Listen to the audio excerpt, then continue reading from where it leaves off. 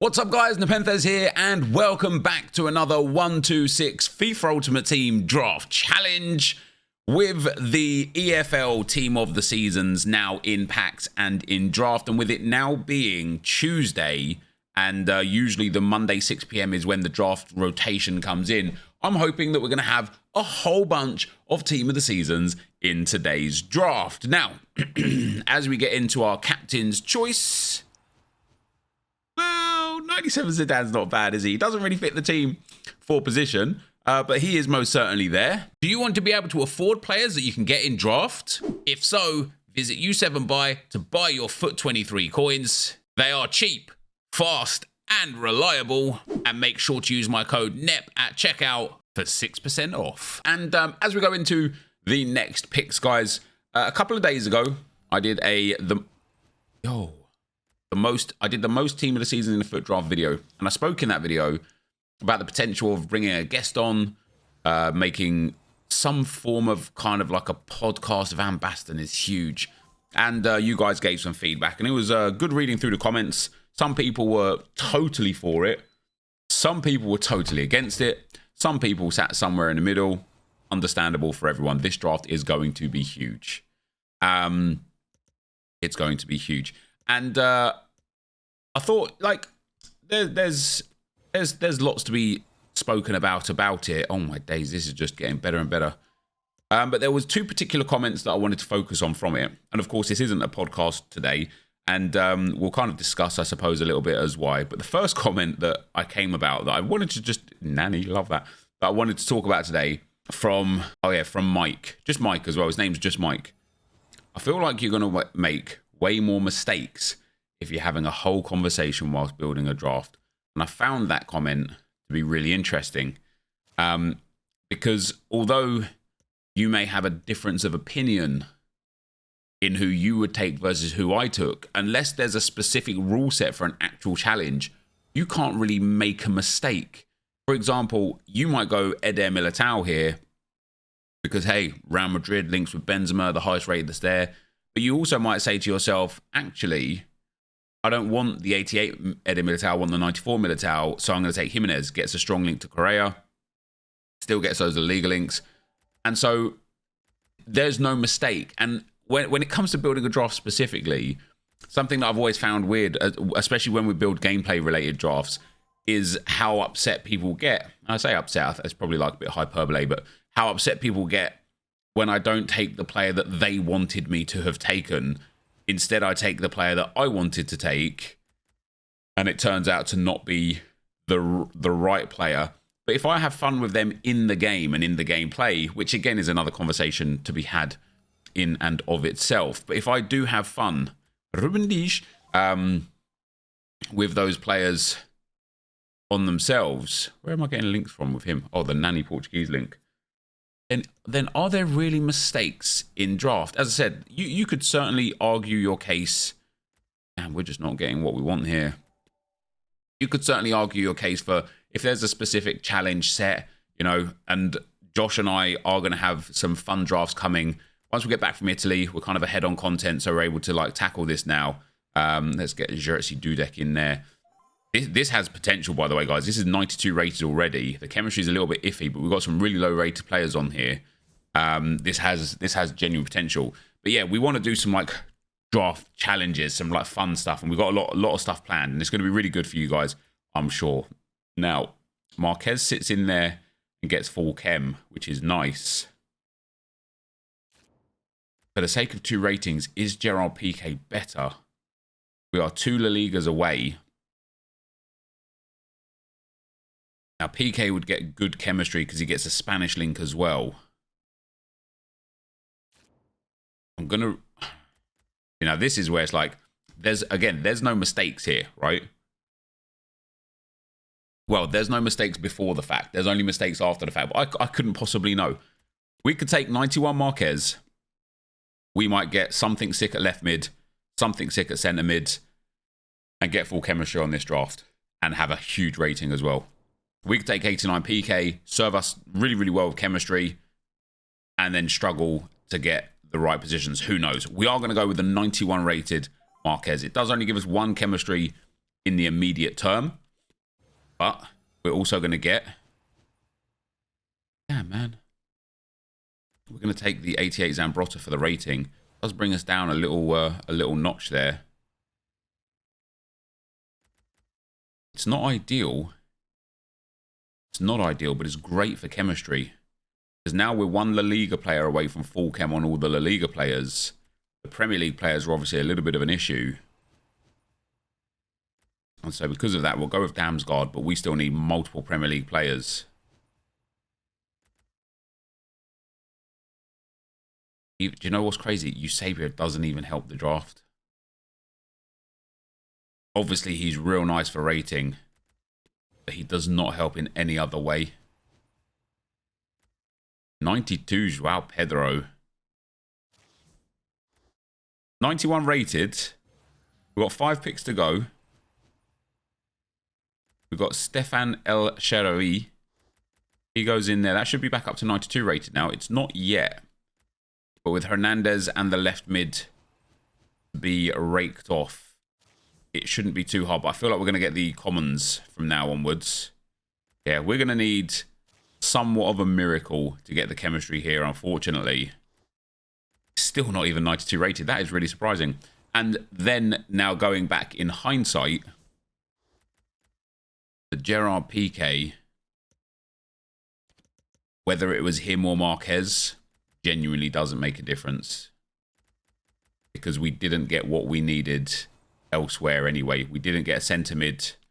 We didn't get the chemistry. It's a nice high rated draft. But yeah, not the 126, that's for sure. As we go into the next draft, guys, the other comment I wanted to talk about for today's video, what have we got here? We've got the 3-4-3 flat. Quite like that, actually. Was from Asman. Or is it Asman? You know what I'm saying? I'm going to take Jezini. I want that bigger Messi. Oh, but there's also big strikers. We'll go with the chemistry guy. Maybe I should have taken Serge Gnabry there, to be fair. Although we can get David Beckham. But I feel like I made the right choice. Now, if we go Rush, obviously Rush gets the good chemistry himself. If we go Julian Alvarez, so many Premier League players to link. Probably better for links. And Asman says, change for change's sake? Not going to lie, I'm not a fan of the guest format because I come to this channel to watch you draft and deliberate your decisions. And that question had me thinking a little bit. And I thought to myself, is it change for change's sake? And potentially yes, and potentially no. And the reason why it potentially is because I have a feeling, and I'm listen, correct me if I'm wrong, please do. I'd be delighted to hear it. I feel like a 126 draft challenge is just so monotonous. You know, it's just 4 drafts. I tell you why I think the changes come, and why I felt like this year, and it is the chemistry system. And the reason why I say that, as we get a player from these nuts, the reason why I say that is because previously, who you took and how you linked them mattered. And so there was actually more choice and more deliberation and more reason to like open up a pick and be like, okay, we could take Smalling because he gets that link to Jairzinho, that link to Blanc, and then we could put Grealish down there, even though Grealish will be off chem because it doesn't completely eradicate chem on the 1-2-3 system. He still gets 5. Would be able to still get the 100 chemistry, yada, yada, yada. Now, it's like, none of these link, doesn't matter who we take. Then we get the next centre-back. And it's like, none of these link, doesn't matter who we take. We'll take the Frenchman. Yeah, we'll take the Frenchman, doesn't matter. And then we get the goalkeeper, and it's like, who do we get? Do we get Melia? Yeah, perfect. We've got the Premier League theme going on, we just need him. And he gets full chem. And it's like, all of a sudden, it's gone from being something that is genuinely like thoughtful, and where you have to actually consider your options, and where there would be more of a case to be made for suggesting that somebody could make a mistake, because you could like pick a player and be like, oh, it doesn't get that link. Oh, I can't believe I've done that. But now it's like, oh, I've got a Premier League player who's high rated. I just know for a fact I could just drop him in and get the chemistry. Bosh. No consideration, no deliberation, nothing. No, you know, in previous chemistry system, the right wing back James would sit in that right mid spot on 5 chemistry. Perfect. That still works well towards getting that 100 chemistry. This time around, didn't even have to think about it. It's like, nope, I know he doesn't work for this formation. It makes no difference at all to us who we take, how or where. And again here, it's another situation, right? There is zero thought to who we take here because they are all left backs and left wing backs in a formation that doesn't have a left wing back or left back position. Therefore, without any reason or thought or consideration, Zinchenko is there. So to go back to Asman's comment of, is it change for change's sake? It potentially is. But I also feel like there's that possibility that it's change for like creation's sake. It's change for enjoyment and engagement's sake, because there is so much more interest, which, as some of you guys said in the comments, in actually like watching someone put a draft together, trying to achieve something, whether that be a really high rated draft, whether that be a really fun draft, whether that be a specific league draft, whether that be a draft with set rules and then still having to try and win it, a challenge draft or something like that. There are so many things. Here we're going to have to take Solly March. And again, just no, you know what I mean? It's just, don't need to think about it. That now it's like, it's almost like I want to do something that makes watching these drafts just that little bit more engaging and interesting. And because I talk a lot, and Lord knows I talk a lot, I thought, wouldn't it be fun to have a guest on? And maybe it wouldn't be. Maybe it wouldn't be. Maybe it'd be the sort of thing where it's like, oh, thanks for trying, Nep, but, you know. Or maybe it'd be the sort of thing where it'd be like, oh, that was far more enjoyable. I actually do think the evolution, now that I'm talking it through with myself, because I'm lonely, I do think the evolution of the drafts isn't to just bring a guest on and have, content or some, changing something for the sake of changing something, but evolving into challenge drafts with or against people, I think would be far more engaging and far more enjoyable. Now, we can't actually make those changes, however, or do something different until I get back from Italy, because at the time you're watching this, guys, I am currently, ooh, damn, 95 Zidane and Ronaldinho. Now, Ronaldinho goes on the bench, so we're going to take him. I was invited by So Rare to go and watch the Champions League semi-final for Inter and Milan, and of course I said yes. So thank you very much to So Rare for that. And here we go. And bringing editor Josh along with me. So hopefully we're going to get some good footage from that. It's not going to be like a proper video or anything, but hopefully some good footage, maybe some Instagram stories or something like that. I don't know. But winter wildcard, did anyone ask for? We'll take the De Bruyne there. So yeah, we're like, there is the case to be made that we're changing for sake of changing, but there was also the case to be made that the game has changed this year. Let's take that Brighton link with that Messi link as well. Yeah, the game has changed like significantly this year, I suppose. And the channel didn't really. The channel just kind of remained the same. And okay, some fun favorites certainly come into play and are really good. You know, like the 125 challenges, the 126 challenges, or as we used to know them, the 195s and such. And like, for example, some of the just playing the game out to try and get the best rewards and things like that, right? So there's definitely some things that should stay the same because it makes sense from a creator perspective, a viewer perspective. It makes sense from a just an everything perspective, really. But nothing else really changed. And in this industry specifically, something that's very interesting is that if you're not moving forwards, you're moving backwards. Like in content creation and in social media, standing still is moving backwards because everything else is evolving and advancing. And if you're not kind of like keeping up with that, if you're not evolving, or trial and error as well, fail at your leisure, you know what I mean? If you're not trying some new things and experimenting to figure out what can work and what can be much better, look at that for a pick. Marcus Rashford, team of the season. And you're effectively going backwards by standing still. Oh my days. Why am I getting these players here, man? Rashford and Martinelli. What a lot. Remember in the old drafts, man? Like, I might have to do an old draft again one of these days. Do you remember in the old drafts where you used to get like a Rashford and a Martinelli? And do you know what I'll do with one of them? I just put them at right wing. Because again, I know they'd get 7 chemistry, they'd get a stat boost, and they'd be good for the 100 chemistry on the team overall. It would be amazing. Roberto Carlos loses me chemistry by going in there. Can you believe that?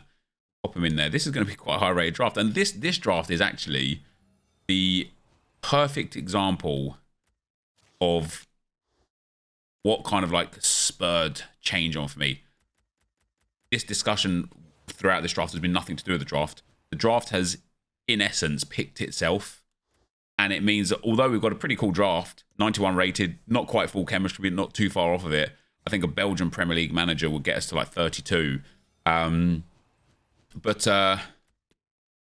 an English Premier League manager does nothing for us. Yeah, it's just, it picked itself. And it's like, how do you entertain?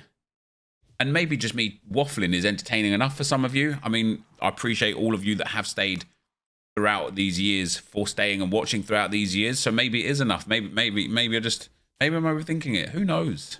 And so, guys, as we go into the final draft for today, let's see. We don't really get a formation that I'm too keen on. We'll go with the 3-4-1-2 because we have been getting some really high-rated cams. And, of course, on this occasion, we get centre forwards and a right wing in a formation that doesn't have a centre forward or a right wing. We'll go Davinson Sanchez in at centre back. Come on, EA, hook me up. We've got a 91 Heung-min Son, not big enough for a draft. And do you know what's crazy, actually? The other thing is we're actually going to get Harry Kane. The other thing that's like really interesting with getting a big draft, in the old FIFAs, although there was a slight understanding of like certain formations definitely offered better players. Damn, we've actually got 3 Spurs players in a row here. Give me that left mid Perisic. Certain formations just gave higher rated player picks, right? Like I can't remember what it was. There was one year where it was 3 at the back, one year 5 at the back. Sometimes the 4-2-2 narrow was massive for a lot of years because the icon cams were always the highest rated and they always popped a lot. This year, the formula, let's say, is a lot more structured in the fact that you know you're going to get 7 dead picks, just flat out. And so if you don't have like a particular rating or value at the start of the subs and reserves, you just know it's not going to be what you want it to be. Now, however, we have managed to pick up some really big players here. Give me Kevin De Bruyne, come on. Okay, it's not the one that I wanted. Give me that Pele 98. Do me a favour. Do me a favour. We didn't. We got 91 Okocha. So basically, like, if your draft isn't 91 or 92 rated off the first 11, you have literally... This draft is huge, by the way. You have literally 0 chance of getting the biggest draft. We get another Spurs player in there. The chemistry here is done. Oh, this draft is huge. See, now this is a draft that has a potential to be a 1-2-6. If we can get Premier League upgrades for Longley and Bowen, and then just a big subs bench, a 1-2-5 I think is definitely on the cards. That's a good start from Soria. This is where we need a big icon, a big hero, or a big Premier League centre-back. And this is where we get let down because although James is good, imagine we could put him here and just get some chemistry. Does he have right mid position or centre back position? No. Surprising he doesn't have right mid position actually, but next centre back. Okay, it's another Spurs player. It is an upgrade over Longley. It keeps us 91 rated, which is good. But the problem we have now is I know that we are due about 4 more absolutely atrocious picks. Now, sometimes you get the odd like 94 Messi in one of the atrocious picks, but more often than not, you don't. We'll take Eric Cantona on this occasion. We're down to 90 rated now. And we're going to take Di Maria. And this is where it's an issue, right? Because I think, based on the things that I've, based on the draft, I think we're going to get 2 good picks here and 3 dead picks. Let's see. This is a good pick. This isn't just a good pick. I think we're going to take Donovan here over Van der Sar. Now, I think we lose some chemistry by putting Donovan in. We don't. It's still full chem. Oh, that was nice. If that gets us back to a 91, which it doesn't, this does have potential. Here's the next pick. It's a big pick again. Oh, it's a huge pick. It is a huge pick. That has to take us back to a 91. Now I think we're going to get 3 dead picks. It's not necessarily a dead pick, but it's also not a great pick. It does just upgrade the team. But it doesn't take us to that 9-2. That was lucky to get that 92 and Kunku. That doesn't take us to a 9-2 either. That's really sad. I thought this had a chance. We're going to take those Juan Felix as well. Overall, this draft is wild. And it is going to be a 1-2-5. And that's why I said, you can tell by the starting 11 whether or not you're going to get a sick draft or not. And we had the 92 rated draft at the end of the starting 11. And we had full chemistry, which was another huge thing. What I will say about this draft is, it is quite possibly my best draft this year.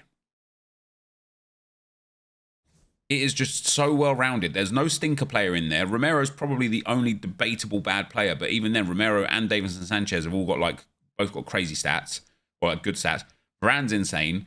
If we had got the better version of Martinelli, wouldn't have worked anyway. Chemistry was gone. A 97 De Bruyne would have been nice here. A 99 Pele, a 98 Pele would have been nice here. Maybe would have got us to the 93 rating. But that draft is an absolute worldie to end off for today's video, and that is going to be the end for today, guys. If you did enjoy it, be sure to leave a like, rating, comment, subscribe to the channel if you haven't already, and for now, guys, I'm out. Peace.